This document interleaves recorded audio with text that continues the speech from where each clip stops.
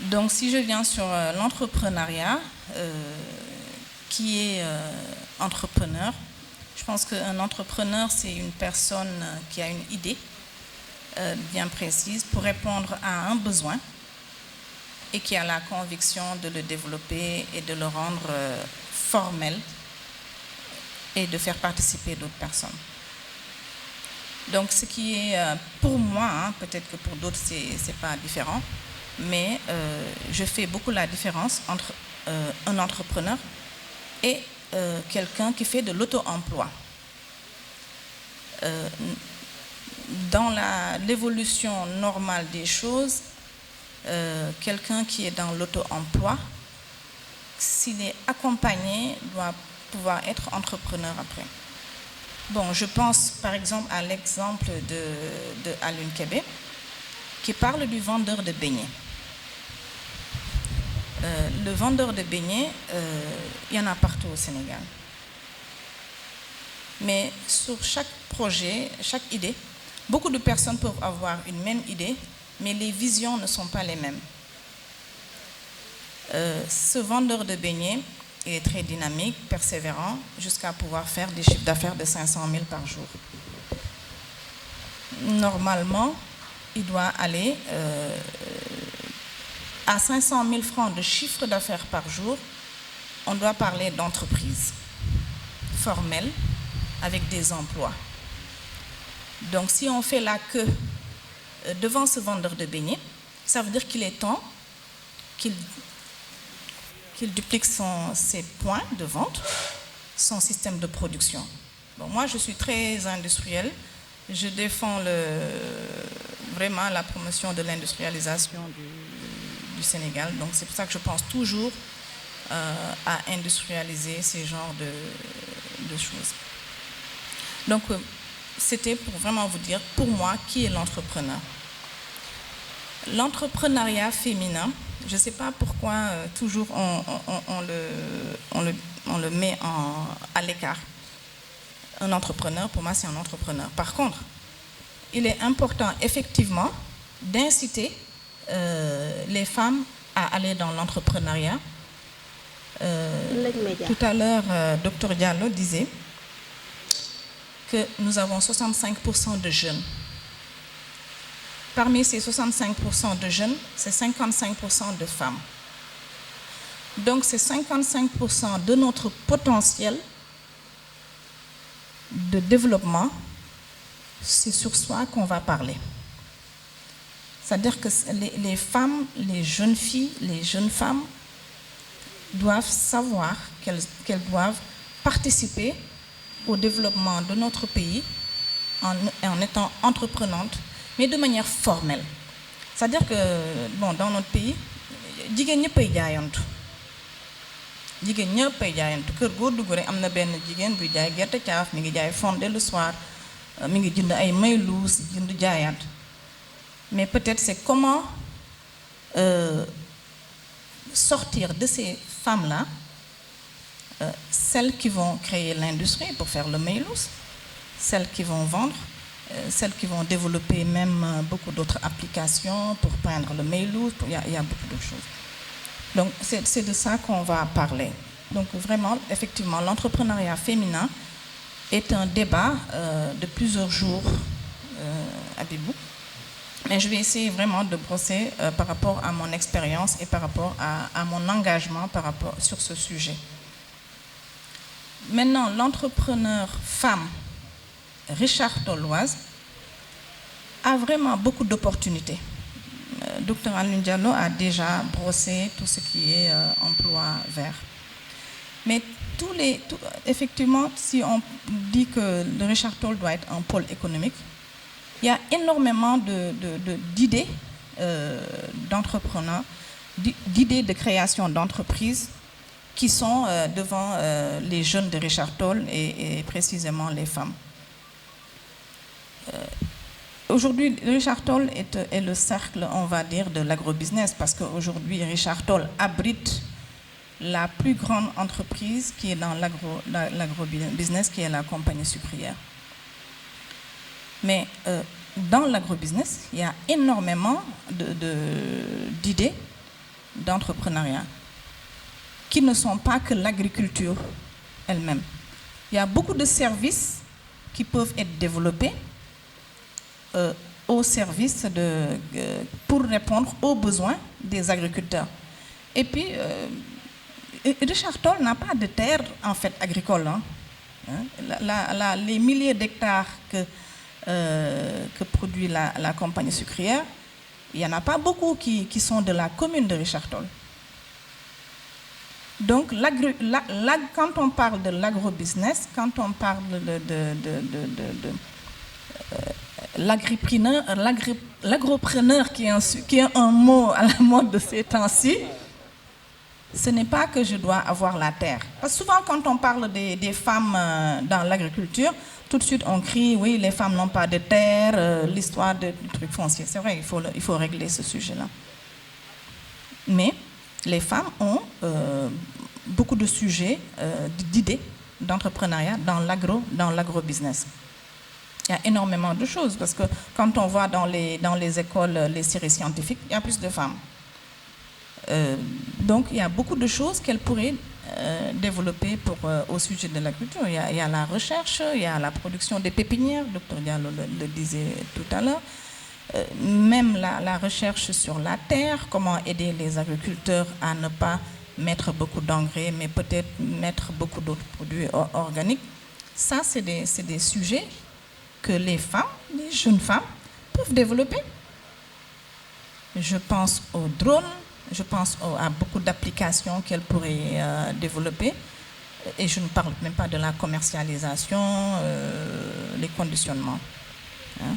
Donc l'agrobusiness est un grand sujet que les femmes pourraient travailler, développer de vraies entreprises.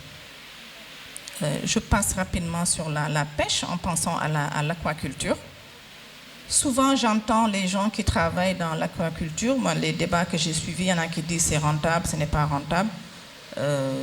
Pourquoi des femmes ne peuvent pas travailler sur ce projet-là, de voir quelles sont les difficultés des gens qui sont dans l'aquaculture et développer des services, notamment la production d'aliments.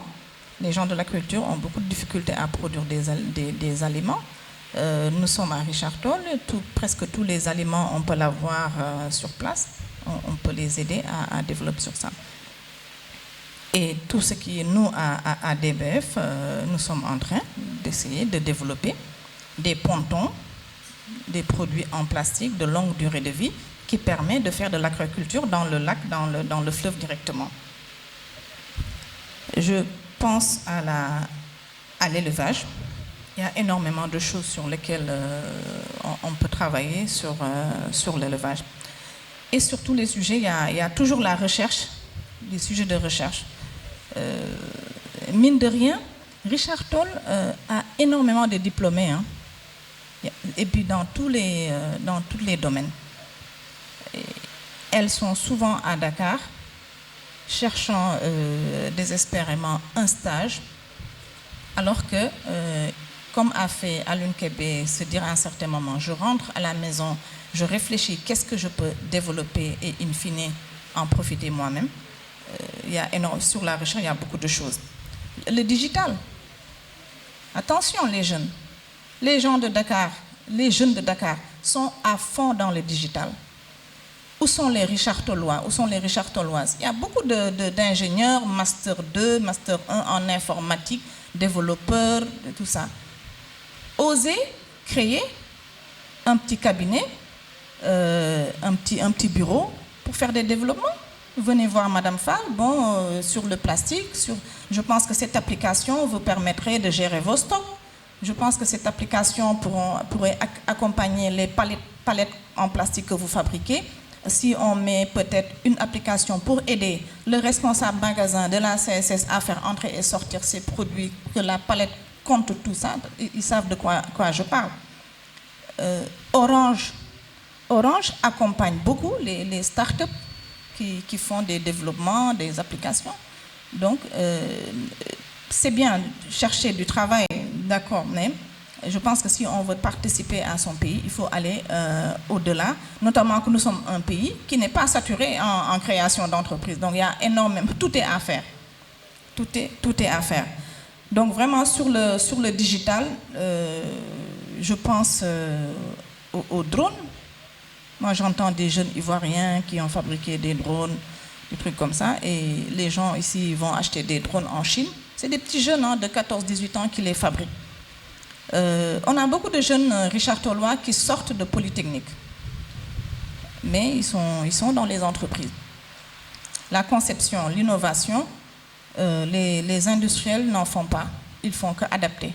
Mais c'est parce qu'ils n'ont pas peut-être des propositions de jeunes Richard Tollois qui vont proposer un drone avec des applications qui permet de semer le riz, qui permet d'épandre l'engrais, qui permet d'aller même dans les champs pour voir les anomalies, parce que quand on a, je ne suis pas agronome, agriculteur doctoral si je dis une bêtise, je pense que quelqu'un qui fait des milliers d'hectares de riz, à un certain moment, il ne peut plus entrer dans les champs.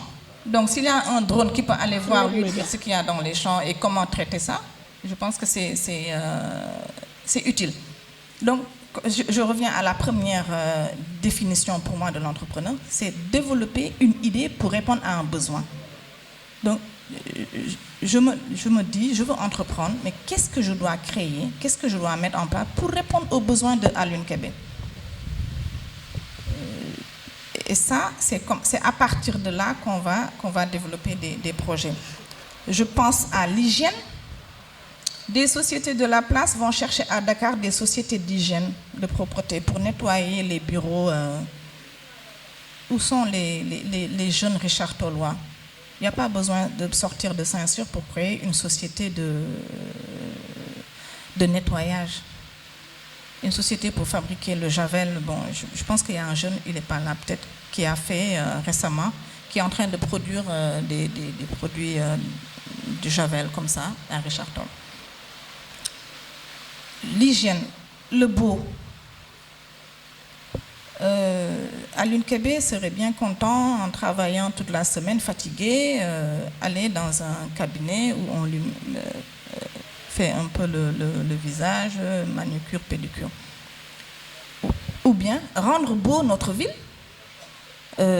Pourquoi un jeune qui sort de l'ISEP ne peut pas se spécialiser dans la production de fleurs pour le vendre aux communes, pour le vendre à la mairie, à l'hôpital, travailler en partenariat avec DBF qui fabrique des pots de fleurs en plastique à partir des déchets recyclables. C'est un sujet qui, aujourd'hui, moi j'ai vu un jeune Rwandais qui est devenu milliardaire en produisant des fleurs. Jusqu'à aujourd'hui, il en exporte des milliers par jour qui vont atterrir à Paris tous les matins. Alors qu'on a de grandes surfaces, on a de l'eau. Donc même la production de fleurs, la production d'autres choses peut être un sujet d'entrepreneuriat. Le bien-être, j'en ai presque parlé. Vraiment, il y en a énormément. Le commerce, qui est la finalité de tous ces projets. Hein. On a besoin des commerçants comme Alioune, qui aujourd'hui accompagnent des industries comme nous. Il a dit tout à l'heure qu'il fait de l'ameublement. C'est fabriqué par des jeunes Sénégalais. Et c'est en ayant des projets, beaucoup de projets, beaucoup d'entreprises, que ces entreprises-là vont travailler ensemble, et c'est ça qui va développer la ville. Qu'on importe le minimum possible au Sénégal, mais que le jeune Richard Tollois, quand il a besoin d'un salon, qu'il ne soit pas obligé d'aller à Dakar pour acheter le salon. Parce que Alioune a déjà détecté un autre artisan qui fait des meubles, qui aujourd'hui, même en travaillant tous les deux, vont pouvoir faire de très jolies choses et permettre à un Richard Tollois d'acheter son salon ici à Richard Toll, fabriqué par un Richard Tollois, vendu par un Richard Tollois, et qui ont créé des emplois in fine. La régénération des déchets. Je suis dans le plastique, donc nous venons de s'équiper de broyeurs, et aujourd'hui, effectivement, sur la formation, on aurait besoin de former des jeunes sur le recyclage plastique. Mais rien que le recyclage et plastique et déchets organiques, bon, le recyclage des déchets métalliques, il y a beaucoup de ferrailleurs qui vont vendre à Dakar. C'est des industries plus grandes. Mais la régénération des déchets organiques peut être très très importante. Beaucoup de gens en ont parlé ici, sur les charbons, mais beaucoup d'autres choses. Quelqu'un parlait de la bagasse à la compagnie sucrière. La compagnie sucrière consomme sa bagasse pour faire l'électricité. Mais les riziers, que font-ils de la balderie? Le TIFA, qui est en train de boucher tous les trucs d'irrigation, on peut en faire beaucoup de choses. Vous allez au Brésil, avec la balderie, on fabrique du charbon, mais on fabrique de la vaisselle, on fabrique beaucoup de choses. On fabrique même des planches en bois que les menuisiers utilisent pour en faire des meubles. Et donc il n'y a pas que le charbon sur lequel on peut travailler sur les déchets organiques. Et puis les déchets organiques qui viennent de l'élevage aussi peuvent être utilisés par les agriculteurs. Il y a énormément de choses. Donc pour parler que là, dans la régénération des déchets, rien que la régénération des déchets est quelque chose qui devait être là à Richard Toll depuis plus de 50 ans. Parce que même avant.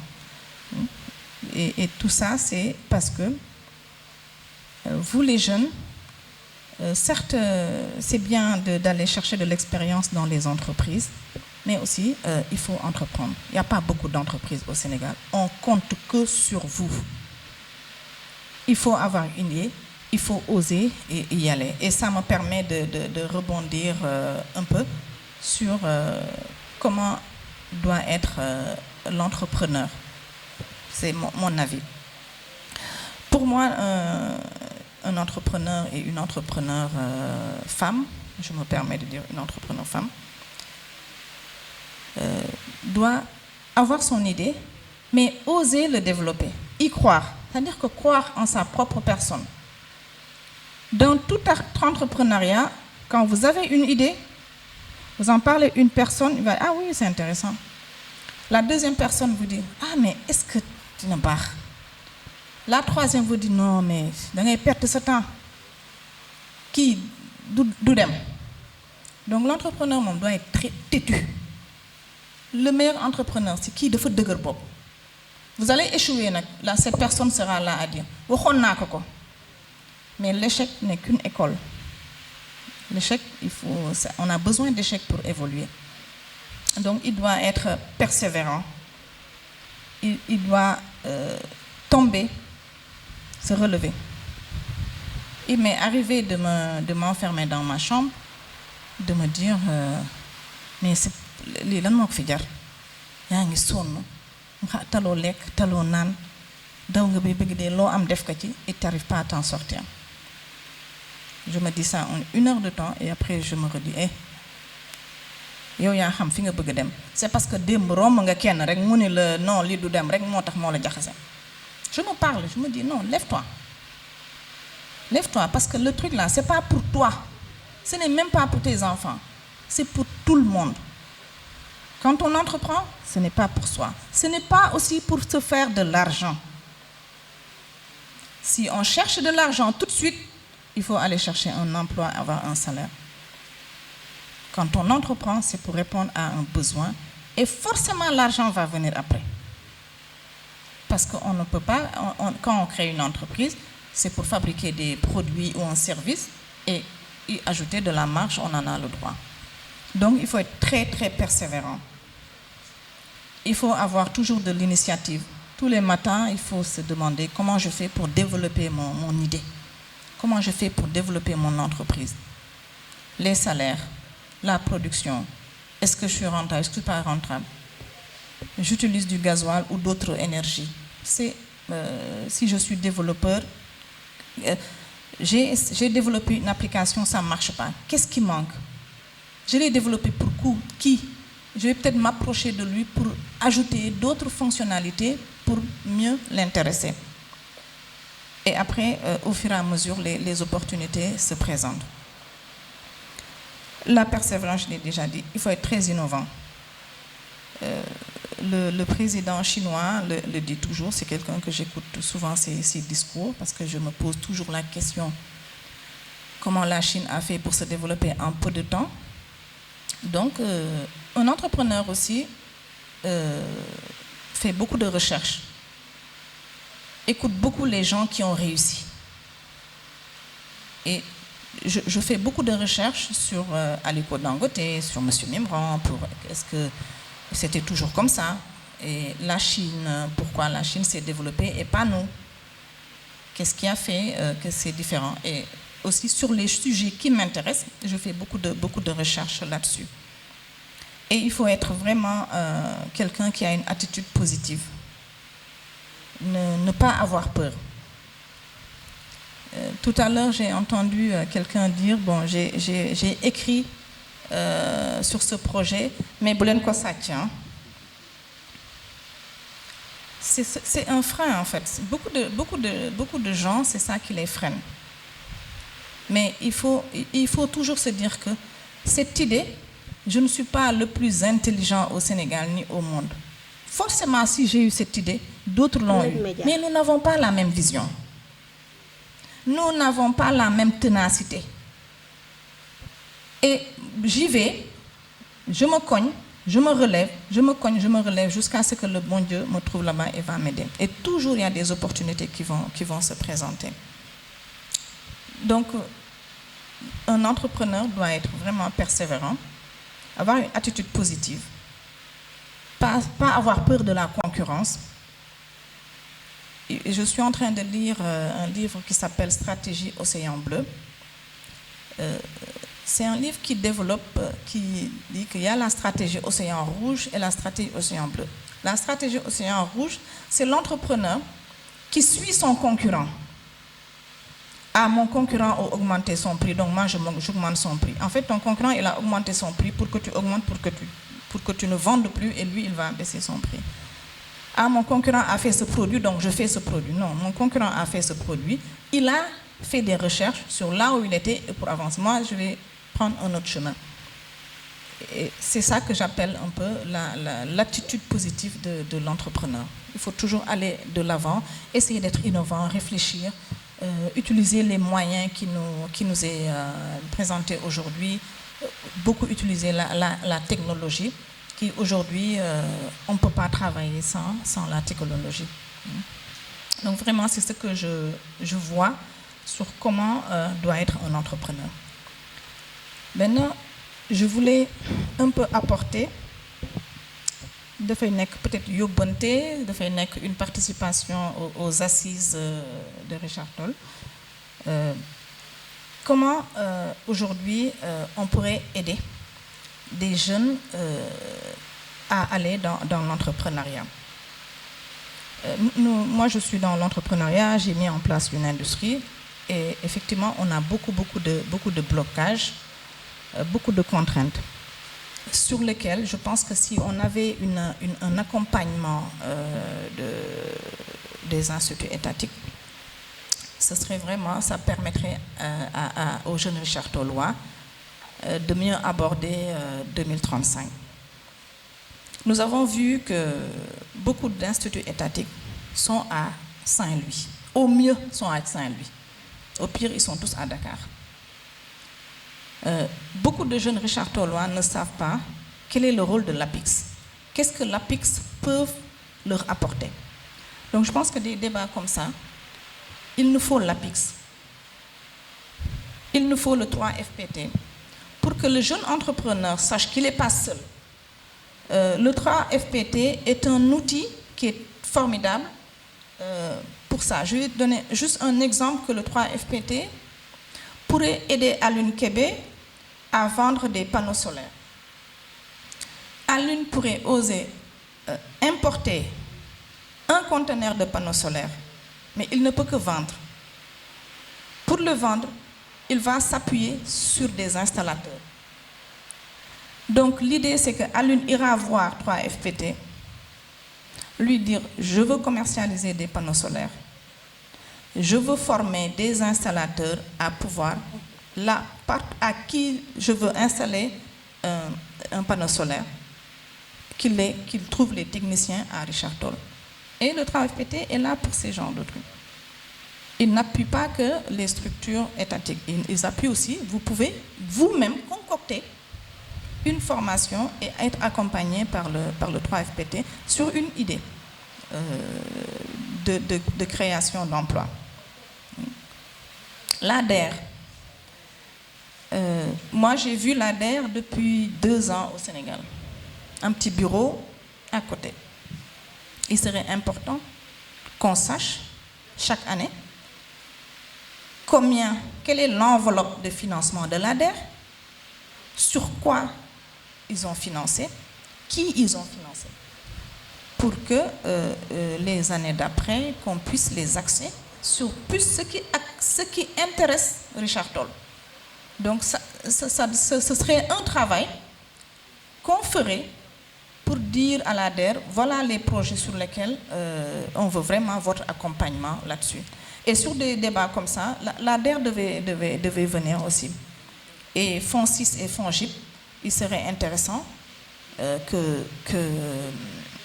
les jeunes de Richard Toll sachent quel est le rôle de FONSIS.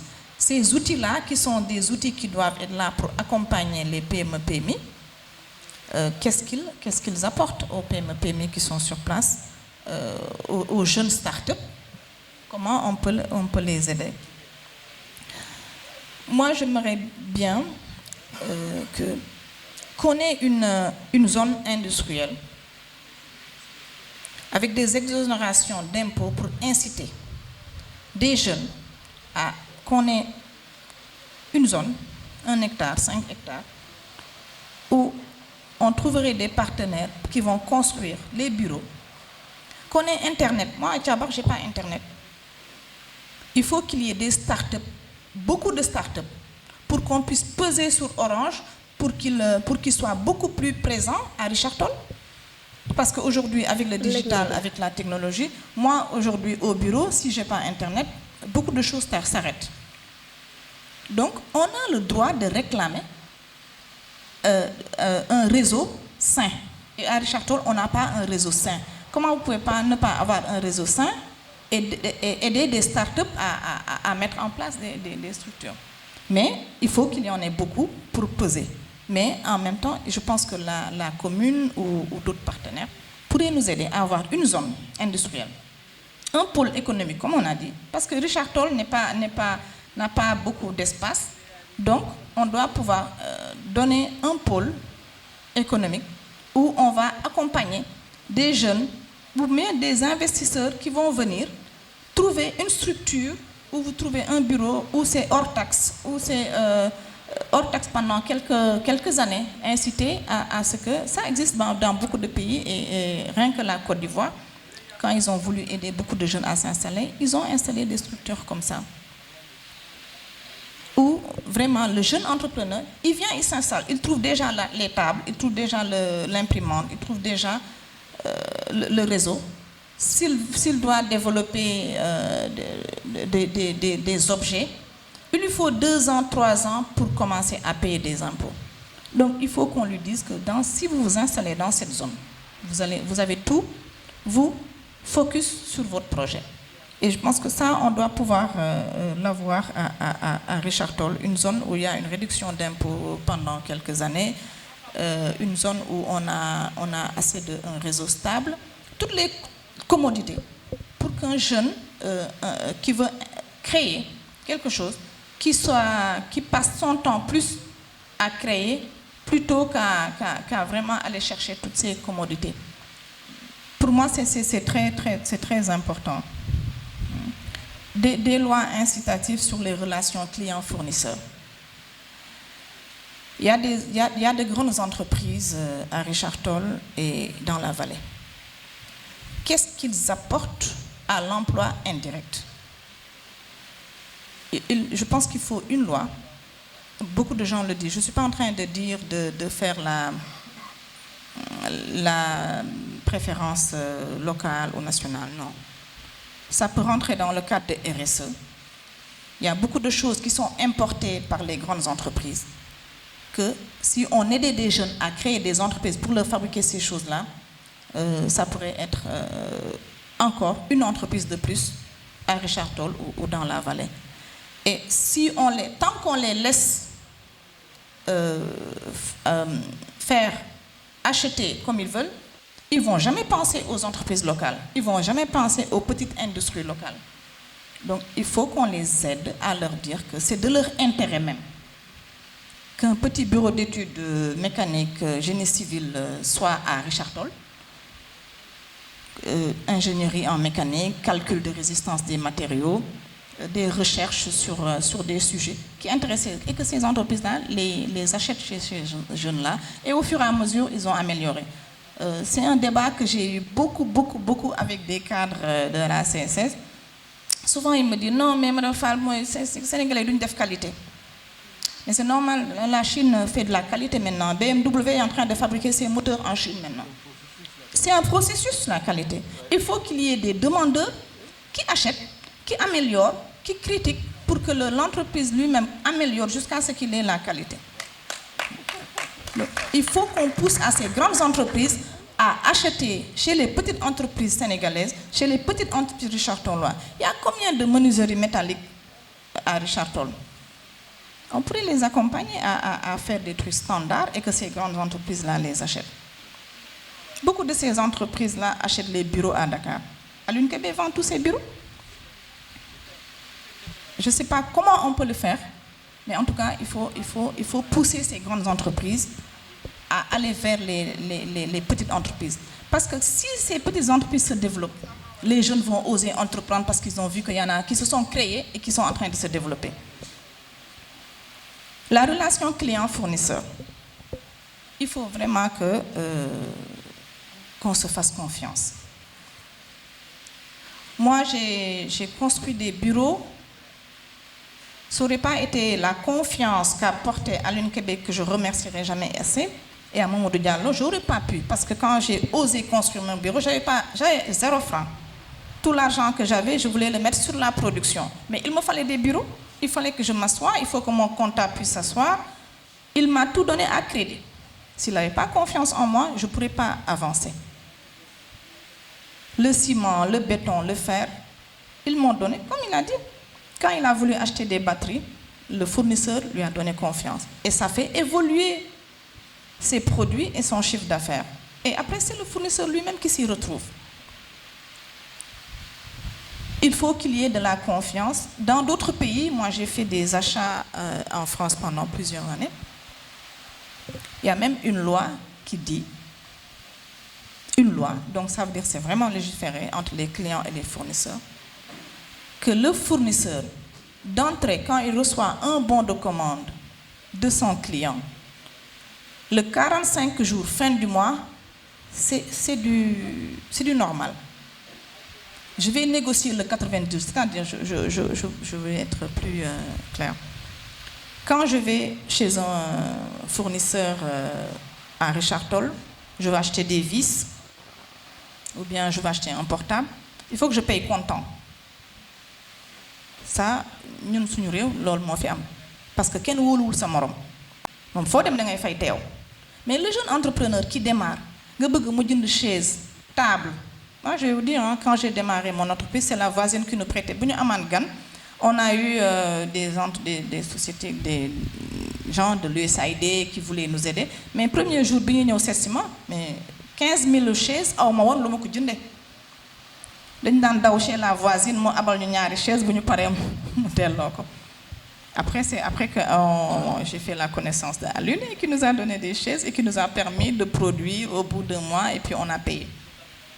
Mais la confiance entre clients et fournisseurs est importante pour le développement des entreprises. On ne peut pas démarrer une entreprise et tout payer au comptant.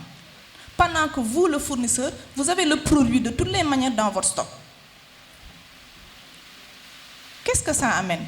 Moi, quand je produis des objets, mais même Alioune, s'il ne me demande pas, je dis à mes commerciaux, à Alioune, vous lui donnez et laissez-le tranquille, qu'il vende et puis il va nous payer après. Parce qu'au début, il nous a fait confiance. Et donc, c'est important la confiance entre clients et fournisseurs. Et c'est ça qui va permettre aux petites entreprises de pouvoir démarrer. Et ça, même l'État doit aider.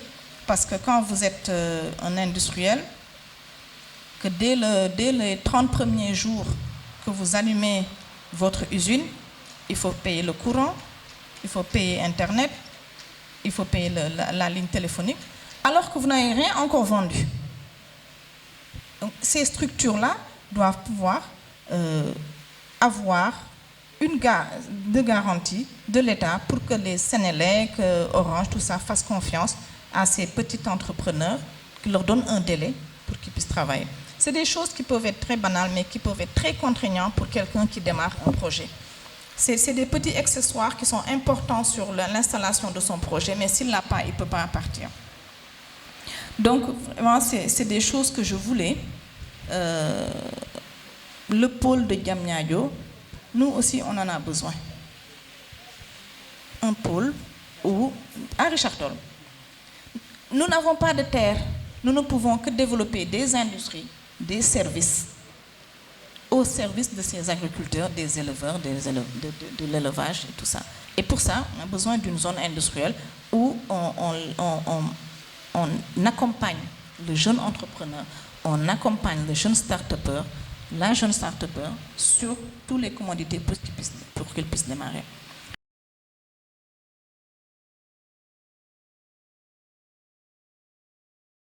Audio Jungle.